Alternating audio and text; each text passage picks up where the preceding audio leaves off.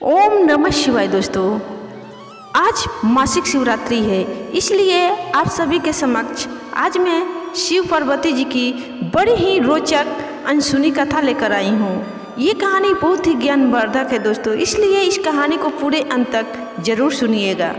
एक बार भगवान शिव माता पार्वती के साथ कैलाश पर्वत पर घूम रहे थे। उस समय माता पार्वती का सौंदर्य खिल रहा था। उस सौंदर्य को देखकर भगवान शिव मन ही मन सोचने लगे कि नारी का जन्म अत्यंत शोभनीय है। फिर उन्होंने प्रेम से विभोर होकर माता पार्वती का मुखमंडल स्पर्श करते हुए कहा, प्रिय, तुम्हारी कृपा से मेरी सारी मनोकामनाएं पूर्ण हो चुकी है, कुछ भी शेष नहीं रहा। फिर भी मेरी एक इच्छा है, क्या तुम उसे पूर्ण करोगी?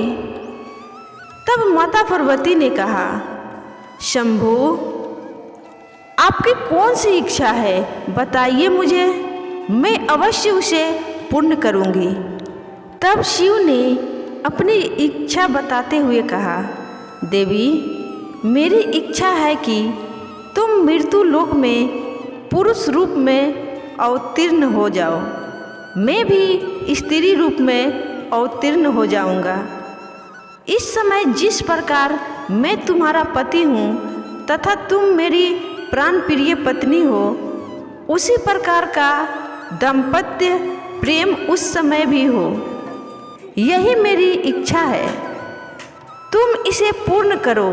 भगवान शिव की बात सुनकर माता पार्वती मुस्कुरा उठी। उन्होंने शिव को आश्वासन देते हुए कहा, प्रभु, आपकी इच्छा को पूर्ण करने के लिए मैं अवश्य मृत्यु लोक में पुरुष रूप में अवतीर्ण हो जाऊंगी। आपको प्रसन्न करने के लिए मैं पृथ्वी पर वासुदेव के घर में पुरुष रूप में श्री कृष्ण होकर जन्म लूंगी। लेकिन महादेव, आपको भी मेरी प्रसन्नता का ध्यान रखना होगा। भगवान शिव उत्साहपूर्वक बोले, देवी, मैं तुम्हारी प्रसन्नता के लिए क्या करूं? तब माता पार्वती ने कहा, आपको भी स्त्री रूप में अवतीर्ण होना होगा। माता पार्वती की इच्छा सुनकर भगवान शिव अत्यंत प्रसन्न हुए और बोले, प्रिय, तुम्हारे पुरुष रूप श्री कृष्ण के रूप में अवतीर्ण होने पर मैं स्वयं तुम्हारी प्राण सदृश वृषभानु पुत्री राधा के रूप में प्रकट होकर तुम्हारे साथ घूमा करूँगा। इसके साथ साथ मेरी 8 मूर्तियाँ भी रुक्मणी, सत्यभामा, जम्बवती आदि पटरानियों के रूप में मृत्यु लोक में अवतरित होंगे। यह सुनकर माता पार्वती ने शिव से कहा, प्रभु, तब आपकी मूर्तियों के साथ मैं ऐसा यथोचित विहार करूंगी जैसा ना तो किसी ने किया है और ना ही कहीं सुना गया है। विजया और जया नामक मेरी दोनों सखियां उस समय श्री दाम एवं वासुदाम नाम से पुरुष रूप में प्रतिष्ठित होगी। पूर्व काल में विष्णु जी के साथ मेरी प्रतिज्ञा हुई है, जिसके अनुसार वे उस समय जब मैं श्री कृष्ण हो जाऊंगी, वे मेरे बड़े भाई होंगे। वे महान बलशाली तथा आयुध धारण करने वाले बलराम के नाम से प्रसिद्ध होंगे। इस प्रकार मैं पृथ्वी पर अवतरित हो जाऊंगी और देवताओं के कार्य संपन्न करूंगी तथा अंत में महान कृति स्थापित करके पृथ्वी से वापस चली आऊंगी। पूर्व काल में माता भगवती और विष्णु जी ने युद्ध में जिन राक्षसों का संहार किया था, वे द्वापर के अंत में बहुत से राजाओं के रूप में उत्पन्न हो गए हैं। उनके भार को ना सह सकने के कारण पृथ्वी गौ रूप धारण कर समस्त देवताओं के साथ ब्रह्मा जी के पास गई। पृथ्वी को साथ लेकर ब्रह्मा जी कैलाश पहुँचे। वहाँ उन्होंने भगवती के राक्षसों का संहार करने के निवेदन किया।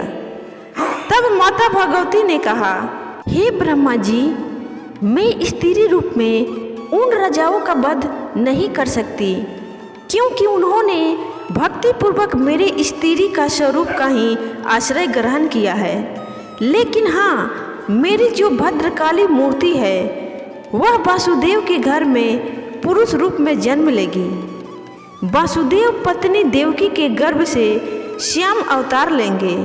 वे कंस आदि दुष्ट राजाओं का संहार करेंगे।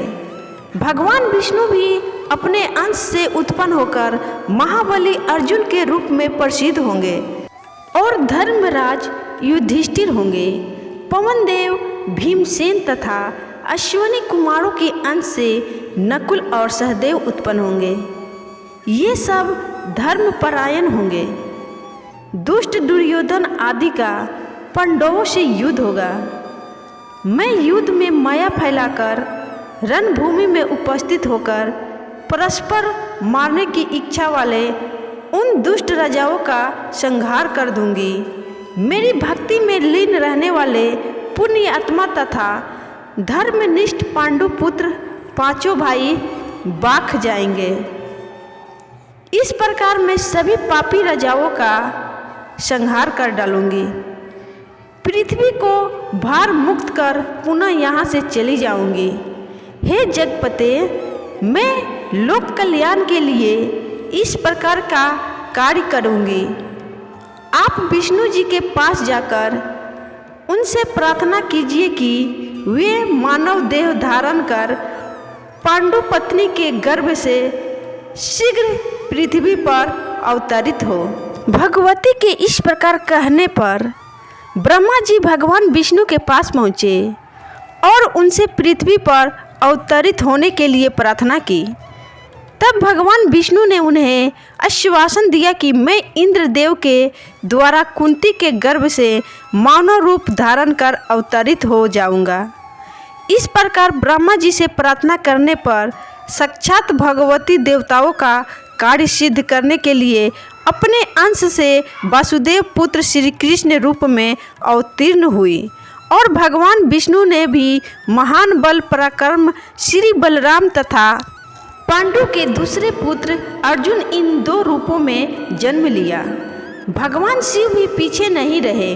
उन्होंने श्री वृषभानु गोप के घर में अपनी लीला से स्त्री रूप से जन्म लिया और राधा नाम से विख्यात हुए। राधा प्रतिदिन श्री कृष्ण के पास जाकर प्रेम पूर्वक उन्हें अपनी गोद में बैठाकर अत्यंत आदर से उन्हें देखा करती थी। तो दोस्तों, ये थी शिव पार्वती जी की बड़ी रोचक और अनसुनी कहानी। आपको कैसी लगी कमेंट करके ज़रूर बताइएगा दोस्तों। और कमेंट में हर हर महादेव, ओम नमः शिवाय, जय माँ पार्वती जरूर लिखिएगा। फिर मिलूंगे किसी और कहानी के साथ। तब तक के लिए आप सभी को बाय बाय। धन्यवाद दोस्तों वीडियो फुल वॉच करने के लिए।